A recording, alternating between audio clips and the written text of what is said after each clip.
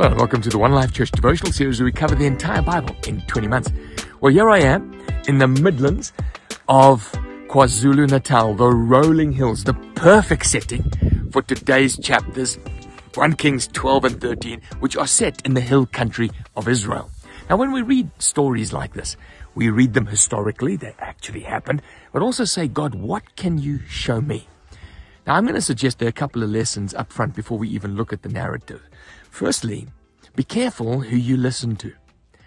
There's a strong encouragement here that when God speaks to you, He doesn't contradict Himself. He doesn't change His mind. When He's spoken to you, you listen to Him and you see it through.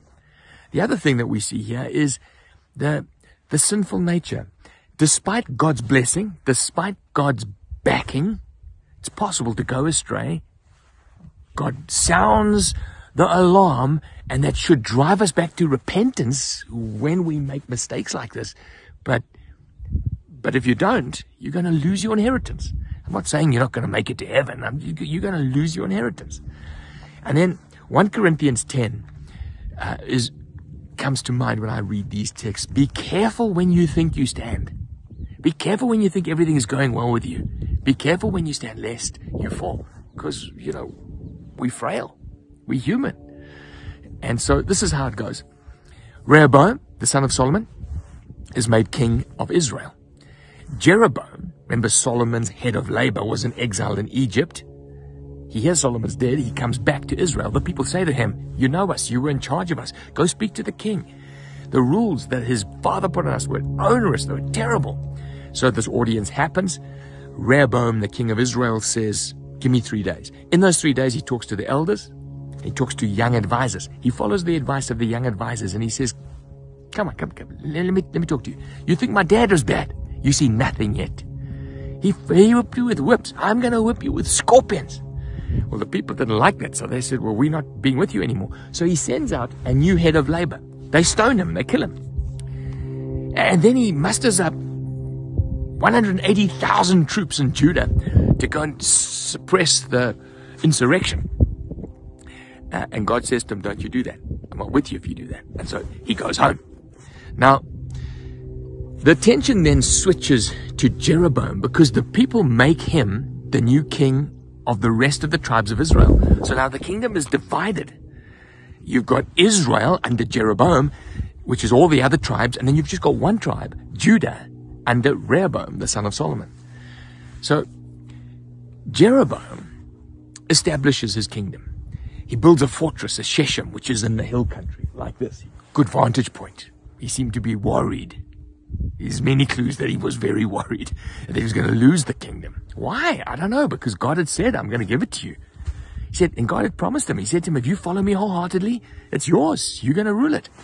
And yet he builds this fortress in Peniel as well, which is where Jacob wrestled with God.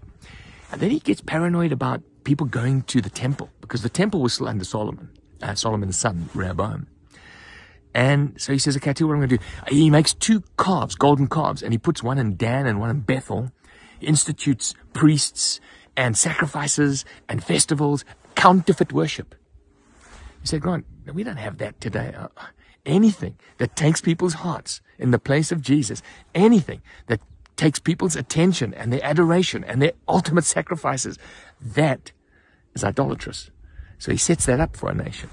The Western world is full of idols. And so then God has an answer to him. So God sends a prophet from Judah, from Rehoboam's territory. And the prophet, I don't know if he was scared of Jeroboam or what, but when he comes to the altar where Jeroboam is sacrificing, he doesn't speak to Jeroboam. He speaks to the altar. And he says, altar, altar. A man called Josiah is going to be raised up from the household of David. And he's going to burn the priests that sacrifice on this altar. Incredible prophecy, because 340 years later, that exact thing happens. Josiah is born, and he sacrifices the priests on that altar. But God gives a sign right then and there. Boo, the altar falls in 2. Jeroboam stretches out his hand to grab this prophet, and it shrivels up. He freaks out and he says, please pray to God to stretch out my arm. And the arm comes back again. Now he knows God's got his attention. He says, come to my house. The prophet says, I can't come. God said, I must prophesy this and get back. Not eat, nothing. Just go straight back to Judah. There's a twist in the story.